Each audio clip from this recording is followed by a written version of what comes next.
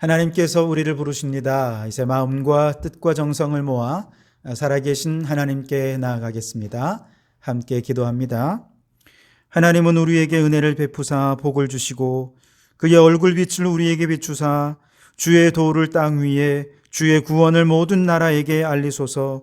하나님이여, 민족들이 주를 찬송하게 하시며 모든 민족이 주를 찬송하게 하소서. 하나님은 영이시니 예배하는 자가 영과 진리로 예배할지니라. 아멘. 지금도 살아계셔서 인간의 생사와 복을 주관하시는 하나님, 11월의 첫 주일을 맞아 주님께 예배할 수 있도록 저희들을 주의 전으로 인도하여 주신 은혜를 참으로 감사합니다. 이곳에 주의 얼굴빛을 비추어 주시옵소서. 주의 능하시고 전능한 손길로 우리를 이끌어 주시고 은혜 충만 성령 충만한 예배가 되게 해 주시옵소서. 이 예배를 통해 오직 주님만 영광 받아 주실 줄 믿고 예수님 이름으로 기도하옵나이다. 아멘. 찬송가 43장 함께 찬송하시겠습니다. 43장 찬송입니다. 즐겁게 안식할 날, 반갑고 좋은 날, 내 마음을 편케 하니 즐겁고 기쁜 날, 이 날에 천하 만민 다 보좌 앞에서 참되신 삼위일체 다 찬송 부르네. 이날의 하늘에서 새 양식 내리네. 성회로 모이라고 종소리 울리네. 복음의 밝은 빛은 온 세상 비치며 또 영생물이 흘러 시원케 하시네. 이 주일 지킴으로 새 은혜 입어서 영원히 쉬는 곳에 다 올라갑시다. 성부께 찬미하고 성자와 또 성령 참되신 삼위일체 다 찬송 부르세.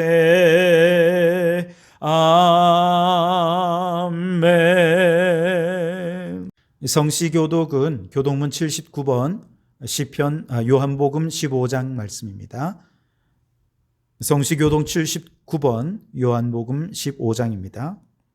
나는 포도나무요 너희는 가지라. 그가 내 안에 내가 그 안에 거하면 사람이 열매를 많이 맺나니 나를 떠나서는 너희가 아무것도 할 수 없음이라. 사람이 내 안에 거하지 아니하면 가지처럼 밖에 버려져 마르나니 사람들이 그것을 모아다가 불에 던져 사르느니라. 너희가 내 안에 거하고 내 말이 너희 안에 거하면 무엇이든지 원하는 대로 구하라. 그리하면 이루리라. 너희가 열매를 많이 맺으면 내 아버지께서 영광을 받으실 것이요 너희는 내 제자가 되리라.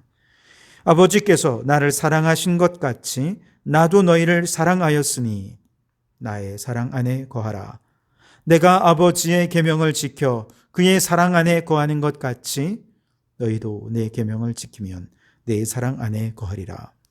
내가 이것을 너희에게 이름은 내 기쁨이 너희 안에 있어 너희 기쁨을 충만하게 하려 함이라. 아멘. 지난 한 주간 우리의 죄를 고백하며 참회의 기도를 드리겠습니다. 하나님의 은혜로 천국 백성이 되었으나 거룩한 삶을 살지 못했음을 이 시간 주님 앞에 고백합니다. 하나님께 영광을 돌리는 시간보다 하나님의 이름을 욕되게 했던 날이 더 많았음을 고백하오니 용서하옵소서.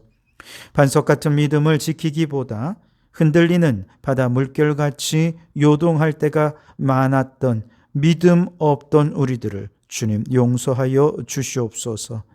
감사하며 찬송하기보다 불평과 불만 가득했던 우리의 나날들을 용서하옵소서.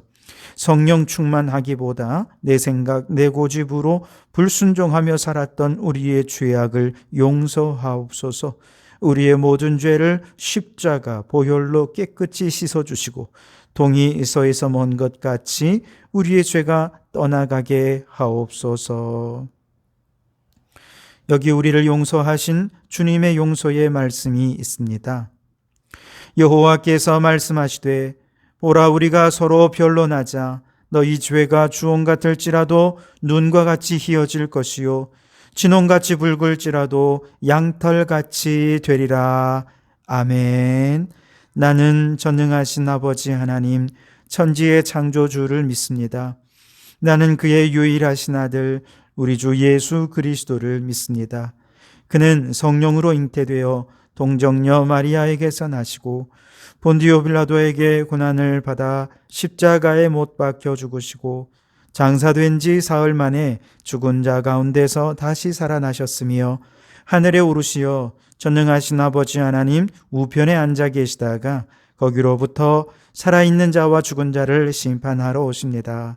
나는 성령을 믿으며 거룩한 공교회와 성도의 교제와 죄를 용서받는 것과 몸의 부활과 영생을 믿습니다. 아멘. 찬송가 438장 함께 찬송하시겠습니다. 438장 찬송입니다. 내 영혼이 은총 입어 중한 죄짐 벗고 보니 슬픔 많은 이 세상도 천국으로 화도다.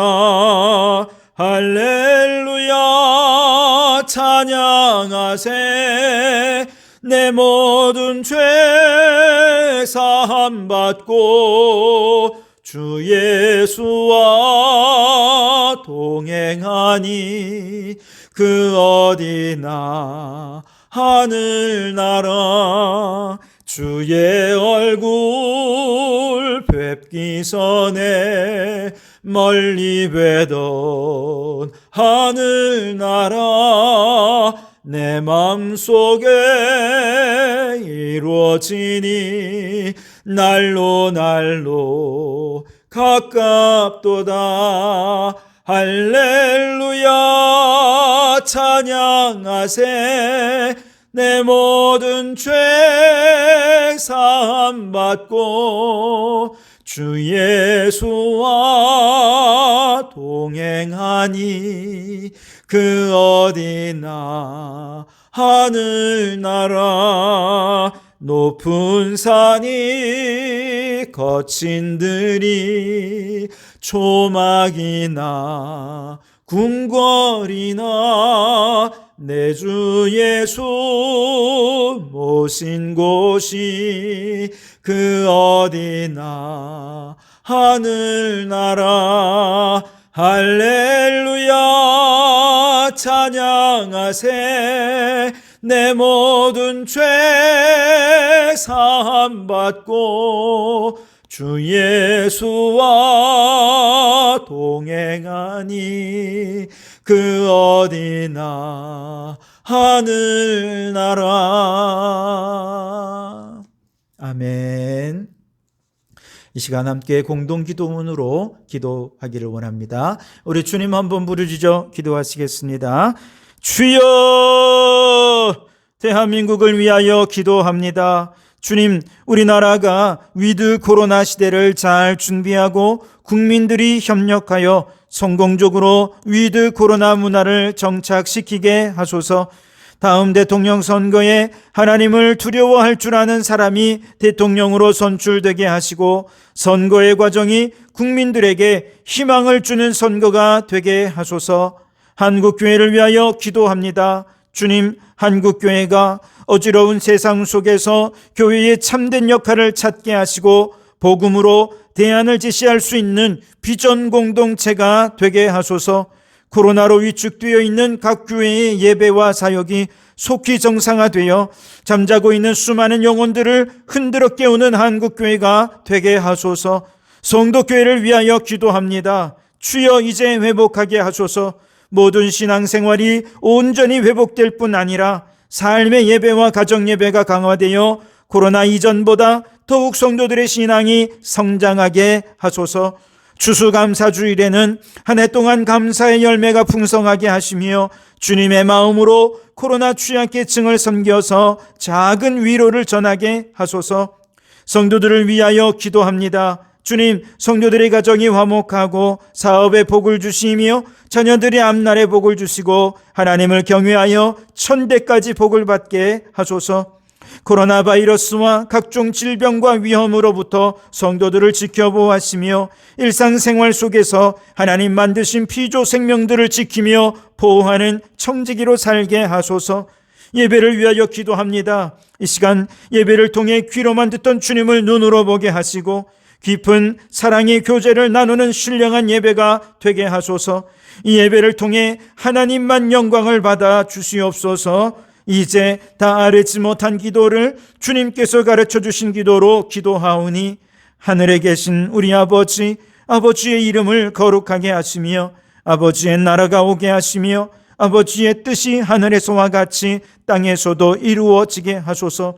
오늘 우리에게 일용할 양식을 주시고 우리가 우리에게 잘못한 사람을 용서하여 준 것 같이 우리 죄를 용서하여 주시고 우리를 시험에 빠지지 않게 하시고 악에서 구하소서. 나라와 권능과 영광이 영원히 아버지의 것입니다. 아멘. 오늘 우리에게 주시는 하나님의 말씀은 구약 성경 에스겔 37장 1절에서 14절까지 말씀입니다. 에스겔 37장 1절에서 14절까지의 말씀입니다. 여호와께서 권능으로 내게 임재하시고 그의 영으로 나를 데리고 가서 골짜기 가운데 두셨는데 거기 뼈가 가득하더라. 나를 그 뼈 사방으로 지나가게 하시기로 본즉 그 골짜기 지면에 뼈가 심히 많고 아주 말랐더라. 그가 내게 이르시되 인자야 이 뼈들이 능히 살 수 있겠느냐 하시기로 내가 대답하되 주 여호와여 주께서 아시나이다. 또 내게 이르시되 너는 이 모든 뼈에게 대언하여 이르기를 너희 마른 뼈들아 여호와의 말씀을 들을지어다. 주 여호와께서 이 뼈들에게 이같이 말씀하시기를 내가 생기를 너희에게 들어가게 하리니 너희가 살아나리라. 너희 위에 힘줄을 두고 살을 입히고 가죽으로 덮고 너희 속에 생기를 넣으리니 너희가 살아나리라. 또 내가 여호와인 줄 너희가 알리라 하셨다 하라. 이에 내가 명령을 따라 대언하니 대언할 때에 소리가 나고 움직이며 이 뼈 저 뼈가 들어맞아 뼈들이 서로 연결되더라. 내가 또 보니 그 뼈에 힘줄이 생기고 살이 오르며 그 위에 가죽이 덮이나 그 속에 생기는 없더라. 또 내게 이르시되 인자야 너는 생기를 향하여 대언하라. 생기에게 대언하여 이르기를 주 여호와여 이같이 말씀하시기를 생기야 사방에서부터 와서 이 죽음을 당한 자에게 불어서 살아나게 하라 하셨다 하라. 이에 내가 그 명령대로 대언하였더니 생기가 그들에게 들어가매 그들이 곧 살아나서 일어나 서는데 극히 큰 군대더라. 또 내게 이르시되 인자야 이 뼈들은 이스라엘 족속들이라. 그들이 이르기를 우리의 뼈들이 말랐고 우리의 소망이 없어졌으니 우리는 다 멸절되었다 하느니라. 그러므로 너는 대언하여 그들에게 이르기를 주 여호와께서 이같이 말씀하시기를 내 백성들아 내가 너희 무덤을 열고 너희로 거기에서 나오게 하고 이스라엘 땅으로 들어가게 하리라. 내 백성들아 내가 너희 무덤을 열고 너희로 거기에서 나오게 한즉 너희는 내가 여호와인 줄 알리라. 내가 또 내 영을 너희 속에 두어 너희가 살아나게 하고 내가 또 너희를 너희 고국 땅에 두리니 나 여호와가 이 일을 말하고 이룬 줄을 너희가 알리라. 여호와의 말씀이니라. 아멘. 오늘은 이 말씀을 바탕으로 바닥에 살아도 하늘을 본다라고 하는 제목으로 하나님의 말씀을 나누겠습니다. 성경에 등장하는 초대 교회 시대와 그리고 우리가 잘 아는 유럽 전체가 기독교화된 중세 시대, 그 사이에 교부 시대라고 하는 한 특별한 시대가 있었습니다. 이 시대는 아직 교리가 완전히 정립되지 않아서 이단들이 참 많이 나왔고 그 이단들과 싸우며 교리를 정립해 가게 되었는데 바로 이분들을 교부, 교회의 아버지들이다 이렇게 불렀습니다. 게다가 기독교가 그 당시에는 아주 소수 종교였기 때문에 굉장히 박해를 많이 받았고 순교자도 많이 나왔는데 이 교부들은 그렇게 순교를 각오한 신앙으로 믿음을 지켜왔던 분들이지요. 그래서 이분들의 순교의 피로 인해서 이어지는 중세 천년이라고 하는 정말 안정적인 신앙생활을 할 수 있는 시대가 올 수 있었던 것이죠. 사실 이처럼 교부 시대는 혼란스럽고 박해도 많은 시대였기 때문에 오히려 교부들의 삶은 많은 성도들에게 감동을 주고 은혜를 주곤 합니다. 그 교부들 가운데 세라피온이라고 하는 교부, 즉 아빠라고도 불렀는데요. 세라피온이라고 하는 아빠에 관한 한 이야기가 전해 내려오고 있습니다. 몹시 추운 어느 날 세라피온 아빠는 인근 알렉산드리아 시에 갔다가 벌거벗고 있는 한 거지를 보게 됩니다. 그를 보며 생각했습니다. 내가 도와주지 않아 이 그리스도께서 죽게 된다면 나는 살인자가 아니겠는가? 그는 예수님께서 작은 자 하나에게 친절을 베푼 것이 곧 우리 주님께 친절을 베푼 것이다 라고 하는 말씀을 기억하고 벌거벗은 그 거지가 그의 예수, 그리스도라고 생각한 것이죠. 그러면서 자신이 입고 있던 수도복을 그리스도를 섬기듯 벗어서 그에게 주게 되었습니다. 그런데 자기 수도복을 벗어주고 나니 이제는 자신이 벌거벗게 된 것이죠. 그에게 지는 것이라고는 팔 아래 껴안고 있는 복음서 한 권이 전부였습니다. 그를 알던 사람이 지나가며 알몸으로 벗고 있는 수도사를 보았습니다. 그에게 말합니다. 세라피온 아빠님, 어떤 놈이 아빠의 옷을 이렇게 빼앗아 갔습니까? 그러자 세라피온은 옆에 있던 복음서를 그에게 보여주면서 바로 이것이라네 그렇게 얘기를 했다는 것입니다. 아무런 인간적인 계산 없이 그저 말씀에 순종하며 살다 보니 이렇게 헐벗게 되었고 그 거지는 온기를 되찾게 된 것입니다. 그런데 이것이 예수님을 믿는 그리스도인의 삶의 모습이라는 것이죠. 우리가 예수님을 믿고 말씀에 순종하며 살아간다는 것은 헐벗은 자에게 내 옷을 내주고 이제 내가 헐벗는 자가 되었다는 것을 의미한 것입니다. 왜냐? 그것이 성경 말씀이기 때문에 그렇습니다. 바닥에 사는 사람들을 정성껏 섬겨서 그들을 위로 올려주고 그가 앉았던 바닥의 인생으로 우리가 내려가는 것, 이것이 신앙이라는 것이죠. 왜냐? 예수님이 그러셨기 때문에 그렇습니다. 죄악으로 인해 최악의 바닥 인생을 헤매고 있던 우리들을 위해 예수님께서 하늘 보좌를 버리시고 성육신 가장 낮은 곳에 오셨습니다. 그리고 가장 낮은 저 십자가에서 저주를 받고 한 몸에 죽으심으로 우리를 의로운 존재로 높여주시고 예수님은 우리가 죽어야 할 그 저주의 죽음을 대신 당하셨던 것이죠. 그런데 성경은 이렇게 죽음으로 끝나지 않습니다. 예수님께서 우리의 죄를 짊어지시고 저 지옥의 바닥까지 내려가실 때 하나님께서 예수님을 살려주셨습니다. 그리고 가장 높은 하나님 보좌 우편으로 올려주셔서 모든 만물의 주요 그리스도가 되게 해 주신 것이죠. 그래서 기독교는 말씀에 순종하여 바닥 인생을 살아도 하나님께서 반드시 우리를 올려주시고 절망적인 인생을 살아도 반드시 희망과 승리에 가득한 삶을 살게 해 주실 것을 믿는 종교가 바로 우리 기독교인 줄 믿으시기 바랍니다. 그러므로 이 믿음을 가진 그리스도인들은 비록 바닥 인생을 산다 하더라도 가장 낮은 밑바닥에서 가장 높은 하늘의 소망을 바라보는 사람들입니다. 가장 낮은 곳에서 저 하늘의 꿈을 꾸고 환상을 바라보고 하나님의 비전을 갖고 살아가는 사람들, 그들이 바로 예수 그리스도를 믿는 믿음의 사람들이라 얘기할 수 있겠습니다. 오늘 말씀의 주인공 에스겔 선지자, 한마디로 바닥에 살아도 하늘을 보는 사람이다, 이렇게 얘기할 수 있겠습니다. 바벨론 제국이 남유다를 침공할 때 이 패망시키는 과정이 3번에 걸친 침공으로 인해서 이 나라가 패망하게 되었습니다. 첫 번째 침공할 때 이들은 포로로 사람들을 끌고 가면서 다니엘을 끌고 갔습니다. 두 번째 침공하고 돌아갈 때 또 많은 포로를 잡아갔는데 그 중에 에스겔, 당시 제사장이었던 에스겔도 함께 끌려갔습니다. 그리고 바벨론에서 포로 생활을 하게 된 것이지요. 마지막 3번째 침공으로 남유다가 완전히 멸망을 하게 되는데요. 남유다의 백성들 가운데 이 에스겔은 2차에 걸쳐서 두 번째 바벨론에 의해서 포로로 끌려간 이후에 아직 마지막 3번째 침공이 있기 전에 하나님께서 그를 선지자로 불러주셔서 선지자의 사명을 감당했던 사람, 그가 에스겔 선지자입니다.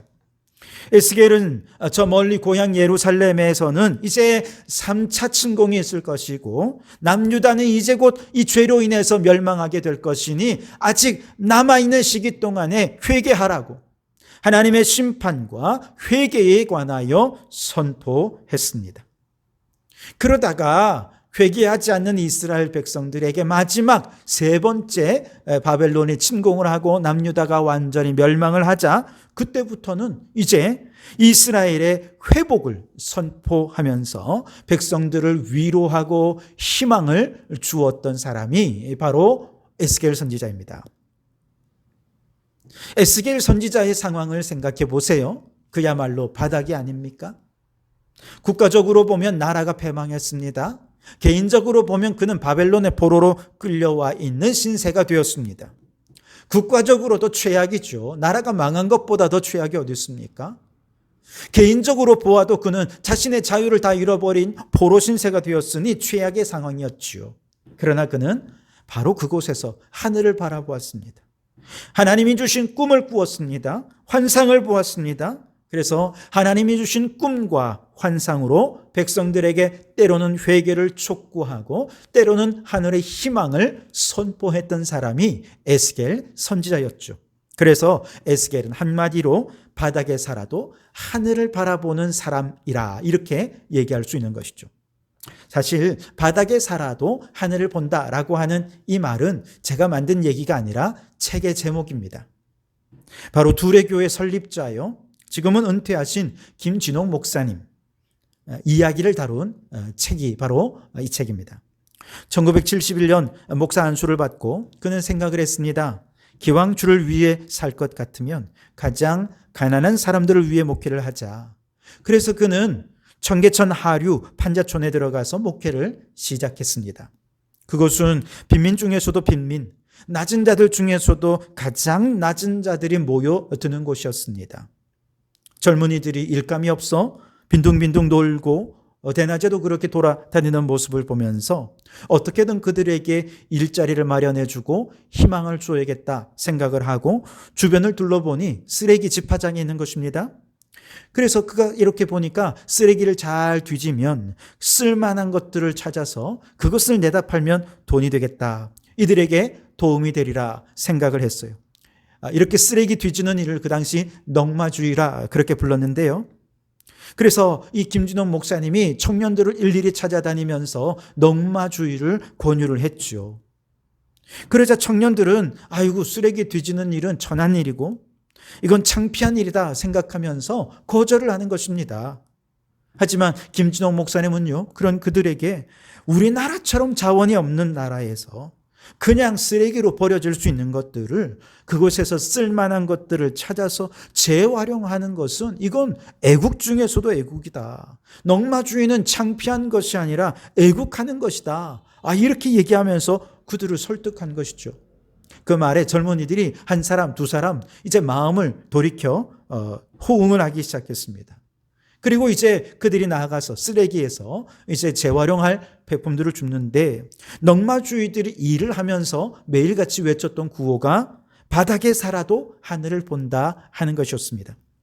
김진홍 목사님 매일같이 쓰레기를 줍기 시작하기 전에 젊은이들을 모아놓고 얘기했습니다. 비록 우리가 쓰레기를 줍지만 우리는 쓰레기가 아니다. 비록 바닥에서 쓰레기 뒤지는 일을 하지만 우리의 눈은 하늘을 바라보며 꿈을 기르고 비전을 바라보자. 그렇게 하면서 매일같이 바닥에 살아도 하늘을 보자 구호를 외치고 넉마주의를 했다는 것입니다. 에스겔이 그랬어요. 가장 밑바닥이었습니다. 국가적으로도 개인적으로도 모든 면에서 비참한 바닥 같은 현실이었어요. 그런데 그는 누구보다 하나님 주시는 꿈과 환상에 가득한 사람이었습니다. 그가 처음 선지자로 부름받을 때부터 그는 하나님의 영광을 환상 중에 바라보았습니다. 환상 중에 여호와의 영이 성전을 떠나는 것을 보면서 이스라엘의 심판을 예언했습니다. 또한 환상 중에 마른 뼈가 살아나는 것을 보고 이스라엘의 회복을 선포했습니다. 또한 환상 중에 성전 문지방에서 흘러나오는 물이 강을 이루고 그 강이 흐르는 곳마다 생명이 살아나는 것을 보고 이스라엘의 영적 회복의 날을 예언했던 것이죠. 이처럼 에스겔은 그의 부름받을 때부터 죽기까지 하나님 주시는 꿈과 환상으로 가득한 꿈의 사람, 환상의 사람이었습니다. 에스겔 선지자에게 하나님께서 꿈과 환상을 주신 이유는 나라 잃고 포로가 된 그들에게 지금 꿈과 환상을 보여주시는 것만이 하나님의 말씀을 가장 적절하게 깨닫고 이해하고 돌아올 수 있게 만드는 적절한 방법이라고 생각했기 때문입니다. 에스겔 선지자에게 꿈과 환상은 패망하여 죽은 이스라엘을 회복할 유일한 희망이었습니다. 모두가 이제 다 끝났다, 더 이상 희망은 없다 라고 말하면서 절망, 자포자기에 빠져 희망을 잃어버렸을 때 에스겔의 환상은 다시금 바닥에 있는 사람들이 하늘을 보게 하고 절망에 빠진 사람들이 희망을 보게 하는 유일한 수단이었습니다. 여러분, 예수님을 믿는 사람과 믿지 않는 사람의 가장 큰 차이점이 무엇인지 아십니까? 예수님을 믿는 사람들은 바닥에 살아도 하늘을 바라보는 사람들이라는 것입니다. 모두가 안 된다, 할 수 없다, 좌절하고 절망할 때 믿음의 사람들은 하늘을 바라보며 꿈꾸고 환상을 바라보는 사람들입니다. 모두가 땅을 보고 길을 헤맬 때 우리 믿음의 사람들은 하늘을 보며 길을 찾는 사람들이라는 것입니다.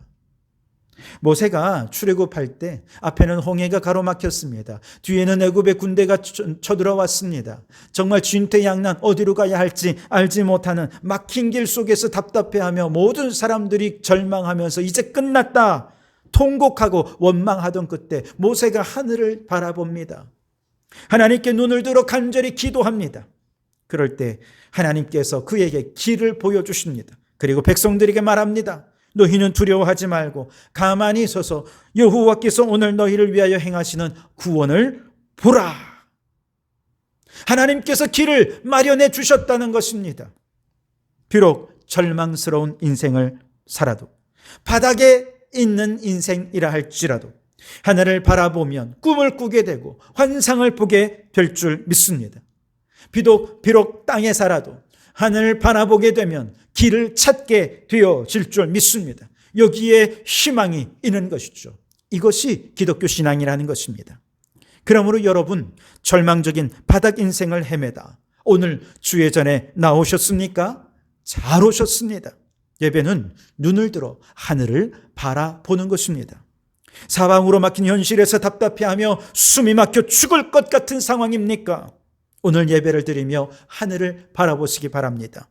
여기에 돌파구가 있는 것입니다. 기도하며 하나님의 도움을 구하십시오. 예배 중에 꿈을 꾸고 환상을 보십시오. 그리하여 누구도 생각하지 못한 방식으로 우리를 구원하시고 문제의 돌파구를 마련해 주시는 하나님 안에서 인생의 길을 찾고 희망을 발견하는 이 예배가 되실 수 있게 되기를 주님의 이름으로 축원합니다. 에스겔의 많은 환상 가운데 오늘 본문의 마른 뼈 환상은 우리가 너무 잘 아는 내용입니다. 내용을 간단히 정리해 보면 이렇지요. 환상 가운데 여호와께서 영으로 에스겔에게 임하셨습니다. 에스겔을 데리고 골짜기로 갔는데 그 골짜기에 마른 뼈들이 가득합니다. 성령님께서 에스겔에게 묻습니다. 인자야, 이 뼈들이 능히 살겠느냐? 에스겔을 인자라고 불렀습니다. 왜요? 인자는 무슨 뜻입니까? 사람의 아들이란 뜻이지요. 사람이 아무리 대단한 능력이 있어도 죽은 지 오래되어서 이미 말라버린 뼈들을 살아나게 할 수가 있겠습니까? 불가능한 것이지요. 그래서 인자야 라고 부르신 것은 너는 안 돼. 인간은 할 수 없어. 인간으로는 불가능하다는 얘기예요. 이걸 강조하시는 것입니다. 에스겔 선지자가 이 얘기를 듣고 말합니다. 주여, 주께서 하시나이다. 인간은 할 수 없지만 하나님이 원하시고 하나님이 행하신다면 마른 뼈도 살아날 수 있고 마른 뼈도 일으켜 주실 줄 믿습니다. 라고 하는 믿음의 고백. 이것이 여호와여 주께서 하시나이다. 라고 하는 고백인 것이죠. 결국 에스겔이 마른 뼈를 향하여 하나님의 말씀을 대언합니다. 놀랍게 널브러져 있던 뼈들이 소리가 나고 움직이더니 이 뼈와 저 뼈가 들어맞고 연결이 됩니다. 힘줄이 생깁니다. 살이 오릅니다. 피부가 덮여집니다. 그리고 다시 한번 에스겔 선지자가 대언하여 외칩니다. 생기를 향하여 외칩니다. 생기야, 사방으로부터 와서 이 죽음을 당한 자에게 불어서 살아나게 하라. 그러자 이 사람들에게 생기가 들어가서 살아나는데 큰 군대가 되었더라. 환상 가운데 에스겔 선지자가 보게 된 것입니다. 12절 말씀에 보면 이 환상에 대하여 하나님께서 직접 설명해 주십니다. 골짜기의 마른 뼈들은 이스라엘 족속들입니다. 그들이 말라버렸다는 것은 꿈도 소망도 다 잃어버렸다는 것이죠. 그래서 꿈을 잃고 나라 전체가 멸절되어 버린 상태의 마른 뼈 같은 이스라엘인 것이지요. 그런데 에스겔이 저들을 향해 하나님의 말씀을 대언하자 그들이 이스라엘 군대가 됩니다. 생기를 대언하자 그들이 다시금 큰 군대로 일어나게 되었다는 것이죠. 오늘 14절에 내가 또 내 영을 너희 속에 두어 너희가 살아나게 하고 그렇게 말씀하시죠. 새 영을 성령이 그들에게 들어가니까 다시금 하나님께서 회복시켜 주시고 이스라엘을 일으켜 주시더라 하는 것입니다. 여기서 우리가 주목해 보아야 할 것은 두 가지인데요. 마른 뼈를 살아나게 하는 두 가지 요소. 첫째는 말씀이고 둘째는 성령님입니다. 생기죠. 소망이 없고 멸망해버린 이스라엘이라는 이 마른 뼈에게 말씀이 선포된 것. 생기가 들어가니까 그들이 살아나게 되었다는 것이죠. 인생의 바닥을 헤매면서 좌절과 절망에 빠진 사람들을 이렇게 마른 뼈 같은 사람들이다 얘기할 수 있겠죠. 그렇다면 그들이 다시 회복되려면 어떻게 해야 됩니까? 하나님의 말씀이 선포되어야 됩니다. 성령이 생기로 그들 안에 들어가셔야 됩니다. 말씀이 선포될 때 그들의 영혼의 뼈들이 연결되고 그들의 영적 힘줄이 다시금 생겨나게 되고 그리고 그들이 큰 군대로 서게 되는 것이죠. 거기에 성령의 생기가 들어가니 소생케 되는 역사가 나타나게 되는 것이죠. 지난 다니엘 기도회 강사 가운데 미국 워싱턴 장로교회 류응열 목사님의 말씀 제목이 나의 힘줄이 끊어질 때라고 하는 제목이었습니다. 세상의 것을 붙잡고 이것이 내 힘줄이다. 그렇게 생각하고 붙잡고 있으면 망한다는 것입니다. 그러나 하나님을 나의 힘줄이다. 믿음으로 붙잡으면 여기에 인생의 승리가 있다는 것입니다. 여러분, 하나님이 내 인생에 힘줄인 것을 믿으시기 바랍니다. 그런데 하나님이 나의 힘줄로 다시금 되살아나기 위해서 어떻게 해야 되느냐? 말씀이 선포되어야 한다는 것이죠.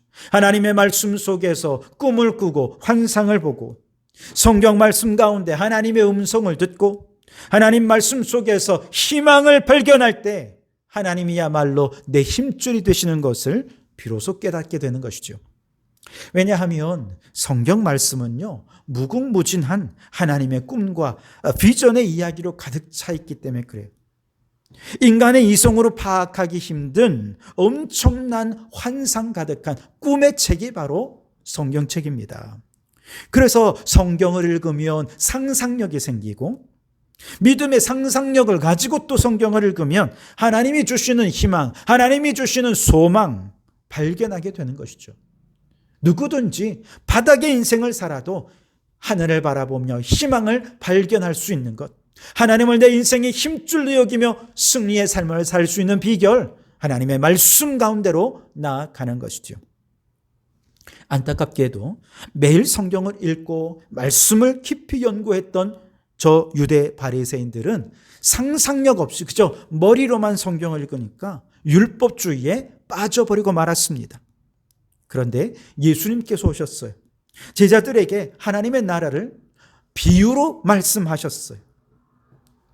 예수님은 비유가 아니면 말씀하지 않으셨다고 성경은 얘기합니다. 그 말은 무슨 말입니까? 주님의 말씀을 들을 때 제자들은 하나님의 나라를 상상하기 시작했다는 것이죠. 다시금 하나님의 나라를 꿈꾸기 시작했다는 것이죠. 하나님의 나라는 밭에 감추인 보화와 같다. 하나님의 나라는 저 가루서말 속에 들어간 누룩과도 같다. 하나님의 나라는 저 겨자씨 같다.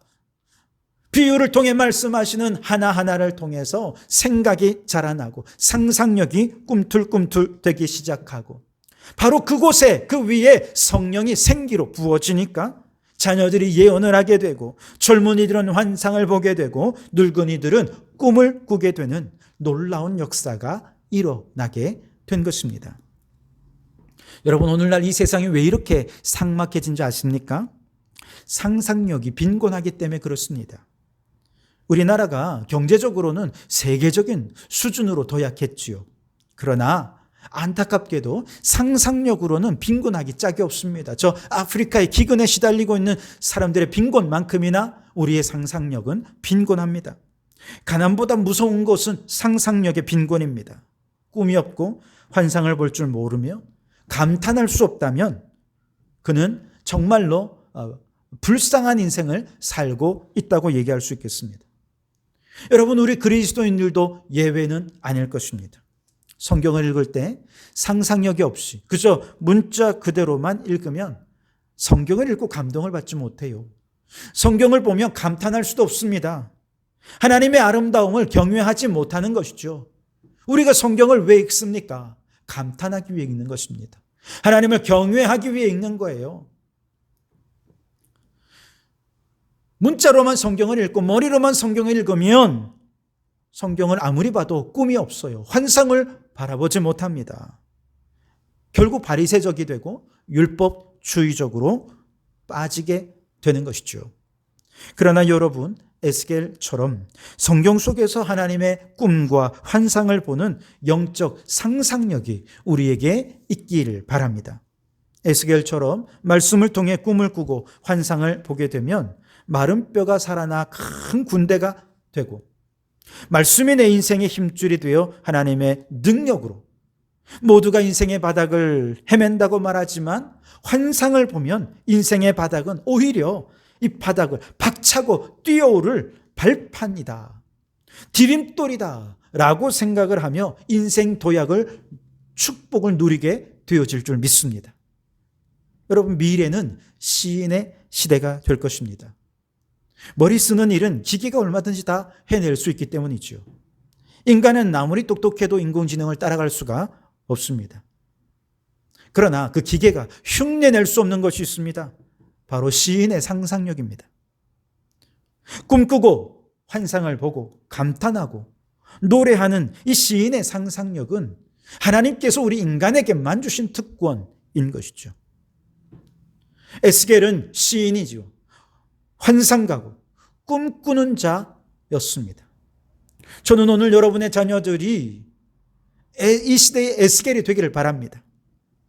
미래에 그저 기계들과 경쟁하면서 오늘 살아남을까 내일 도태되지 않을까 걱정하는 인생을 살게 하려면 그냥 지금처럼 열심히 머리 쓰는 공부만 하도록 하면 됩니다. 그러나 기계와 경쟁하는 것이 아니라 기계를 정복하고 다스리고 주인공이 되기 원한다면 우리의 자녀들이 오늘 이 시대의 에스겔이 되어야 됩니다. 시인이 되어야 됩니다. 환상가가 될 수 있게 됩니다. 시인의 상상력, 시인의 통찰, 시인의 꿈, 시인의 환상. 여러분, 이거 어디서 기를 수 있습니까? 하나님 말씀 속에서 기를 수 있는 줄 믿습니다. 우리의 자녀들이 성경을 통해 시인의 마음을 갖게 된다면 우리 앞으로 살면서 때로 힘든 일을 당하고 바닥을 치는 일들을 얼마든지 경험할 수도 있겠죠. 그러나 바로 그런 상황에 처해 있다 할지라도 에스겔처럼 꿈을 꾸고 환상을 보며 하나님의 나라를 바라보게 되면 인생의 위기를 그 시인의 상상력으로, 영적 상상력으로, 믿음으로 돌파해내고 미래의 주인공으로 서게 되어질 줄 믿습니다. 이처럼 말씀이 선포되고 말씀이 들려진 그곳에 성령께서 역사하시면 정말 놀라운 일이 일어납니다. 14절에 내가 또 내 영을 너희 속에 두어 너희가 살아나게 하고 그렇게 말씀하시죠.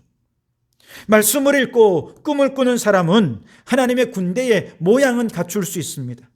그러나 성령이 들어가야, 생기가 들어가야 살아있고 활력 있는 진짜 삶을 살아낼 수가 있는 것이죠. 생기는 곧 성령님이시지요. 우리가 성경 안에서 꿈도 꾸고 환상도 볼 수 있습니다. 그러나 꿈을 꾼다고 그대로 살아냅니까?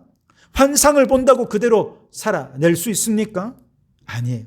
그렇게 실제로 살아낼 수 있는 힘을 주시는 분이 바로 성령님이신 것이죠. 우리가 말씀을 읽지만 왜 말씀대로 살지 못하는 것입니까? 성령 충만하지 못하기 때문에 그렇습니다. 오늘 에스겔 선지자가 생기를 향하여 선포합니다. 생기야 사방에서부터 와서 이 죽음당한 자에게 불어서 살아나게 하라. 이 말씀을 오늘 우리에게 적용해 본다면 성령이여 임하소서, 오셔서 내 삶의 주인이 되어 주옵소서, 성령 충만케 하옵소서 라고 하는 기도인 것이죠. 여러분, 성령께서 이미 여러분 안에 내주하시는 것을 믿으십니까? 예수님을 믿는 모든 사람들은 이미 하나님의 영으로 여러분 안에 거하신다는 것을 믿으시기 바랍니다. 이것을 믿는다면 이제 그분이 내 삶의 주인 되게 하십시오. 내 안에 거하시는 성령님께 정중하게 초청하십시오. 성령님, 이제 내 삶의 주인이 되어 주십시오. 내 삶의 주권을 주님 앞에 내어드리니 이제 내 삶을 주님 뜻대로 이끌어 주옵소서. 그럴 때 성령님께서 이끄시는 그곳에 꿈과 환상이 현실이 되고 믿음은 바라는 것들의 실상이라 하셨는데 그 바라는 모든 꿈과 비전들이 실상으로 일어나게 해 주실 줄 믿습니다. 여러분, 말씀이 되어드는 이 시간, 이 말씀으로 하나님의 군대로 서실 수 있기를 바랍니다. 내 인생은 비록 바닥을 헤매고 있다 할지라도 하나님이 나의 힘줄이 되시며 하나님 안에 꿈을 꾸고 환상을 보는 하나님의 군대가 되실 수 있길 바랍니다. 또한 성령께서 여러분의 삶에 임재하시고 주인 되시고 역사해 주실 때 하나님이 보여주신 꿈과 환상은 그대로 우리의 삶의 현실이 되어질 줄 믿습니다. 그리하여 여러분 모두가 이 시대에 에스겔이 되어서 바닥을 살아도 하늘을 바라보며 절망적인 이 세상에 희망의 사람으로 살고 꿈을 잃어버린 이 시대에 꿈의 사람으로 살아가게 되기를 주님의 이름으로 축원합니다. 기도하시겠습니다. 하나님, 인생의 바닥을 헤매다가 오늘 예배를 통해 하늘을 바라보게 하시니 감사합니다. 말씀이 대언될 때 우리의 영혼의 힘줄이 생기고 하나님을 나의 힘줄로 삼고 살아가는 군대로 세워주신 줄 믿고 감사합니다. 성령님 임재해 주옵소서. 성령님 우리의 삶의 주인이 되어 주옵소서. 그리하여 절망적인 세상에 희망으로 살게 하시고 꿈을 잃어버린 세상에 꿈을 나누는 자로 살게 해 주시옵소서. 예수님 이름으로 기도하옵나이다. 아멘. 찬송가 191장 1절과 4절을 찬송하시면서 준비한 예물을 드리시겠습니다. 함께 찬송합니다. 저 높은 곳을 향하여 날마다 나아갑니다. 내 뜻과 정성 모아서 날마다 기도합니다. 내 주여 내 맘 붙드사 그곳에 있게 하소서. 그곳은 빛과 사랑이 언제나 넘치옵니다. 험하고 높은 이 길을 싸우며 나아갑니다. 다시금 기도하오니 내 주여 인도하소서. 내 주여 내 맘 붙드사 그곳에 있게 하소서. 그곳은 빛과 사랑이 언제나 넘치옵니다. 기도하시겠습니다. 만복의 근원 되신 하나님, 이 시간 위로부터 주시는 하늘의 복을 얻고자 겸손히 머리 조아린 성도들, 주여 두 손 들어 강복하여 주옵소서. 광야의 이스라엘 백성들을 낮에는 구름으로 밤에는 불빛으로 인도하셨던 하나님, 광야 같은 인생길 걸어가는 성도들 밤낮으로 주님의 보호하심과 도우심 아래 있게 해 주옵소서. 때로 물질이 고갈되어 단식할 때 하늘에서 만나를 내려주시어 물질로 채워주시되 사람이 떡으로만 살 것이 아니요 하나님의 입에서 나오는 말씀으로 살 것을 깨우쳐 주시옵소서. 때로 사랑의 목이 마르고 인간관계의 목이 말라 갈급해할 때 사랑의 생수를 흘러넘치게 하셔서 모든 관계가 회복되게 하시되 관계를 통해 하늘의 축복을 유통하는 사명도 함께해 주시옵소서.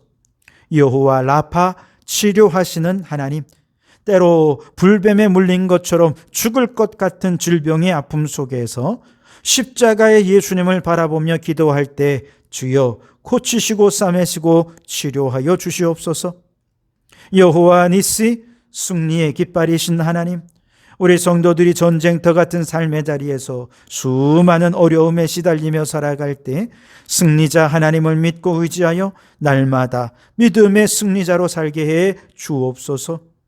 여호와 일에 예비하시는 하나님, 우리 성도들이 꿈꾸고 계획하는 일마다 앞서가셔서 모든 일들 예비해 주시고 준비해 주시어 형통한 길로 인도하여 주시옵소서. 오늘도 빈손으로 나오지 않고 물질을 드리게 하시니 감사합니다. 물질의 주인이 하나님을 깨닫고 주님의 뜻대로 물질을 사용하게 해 주시옵소서. 그리하여 이 예물이 쓰이는 곳마다 하나님 죽은 영혼이 살아나고 하나님이 꿈꾸시고 또 기대하시는 하나님의 나라가 이 땅 가운데 이루어지게 해 주시옵소서. 예수님 이름으로 기도하옵나이다. 아멘. 할렐루야. 우리 주님의 은혜와 평강이 여러분과 여러분의 가정과 하시는 모든 일들 위해 항상 함께 하시기를 주님의 이름으로 축원합니다. 우리 가족들과 함께 인사 나누어 주십시오. 오늘 이 시대의 에스겔처럼 꿈과 환상의 사람으로 살아갑시다. 인사 나누어 주시기 바랍니다. 네, 감사합니다. 11월이 이제 시작이 되었습니다. 결실의 계절이지요. 여러분 영적 회복으로 말씀, 기도 다 풍성한 결실로 맺혀지기를 바랍니다. 말씀 50독 대행진 함께 마무리 잘 해주시기 바라고, 또 11월 중보기도 우리 성도들을 위해 함께 뜨겁게 기도해 주시기 바랍니다. 그리고 11월 셋째 주 추수감사주일에는 코로나 취약계층을 위한 모금도 함께합니다. 그래서 추수감사주일 헌금도 힘써서 드리지만 또한 취약계층을 위한 모금 운동에도 동참해 주셔서 정말 교회가 감당해야 할 이웃 사랑의 사명을 잘 감당할 수 있도록 힘을 모아 주시기를 부탁을 드리겠습니다. 또 기타 다른 광고는 주보를 참조해 주시기 바라고요. 폐회 찬송을 함께 부르시겠습니다. 함께 찬송합니다. 주여 복을 구하오니 편히 가게 하시고 사람마다 주 은혜로 이기도록 하시고 광야 같은 세상에서 항상 인도하소서.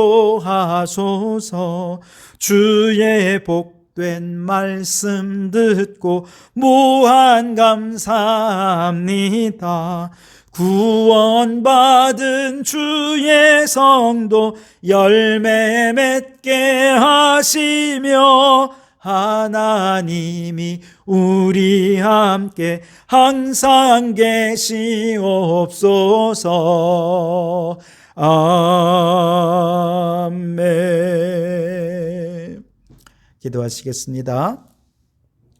이제는 우리 주 예수 그리스도의 은혜와 아버지 하나님의 극진하신 사랑하심과 성령님의 감동감화 충만 역사 교제하심이 인생의 밑바닥을 헤매던 우리가 말씀의 능력과 성령의 도우심으로 큰 군대가 되어 이제 밑바닥을 헤매는 다른 사람들에게 꿈과 소망을 주는 삶을 살기로 소원하고 결단하는 모든 성도들 머리머리 위에, 가정과 일터 위에, 우리에게 허락해 두신 창원도성과 나라와 민족 위에 항상 함께 하시기를 간절히 축원하옵나이다.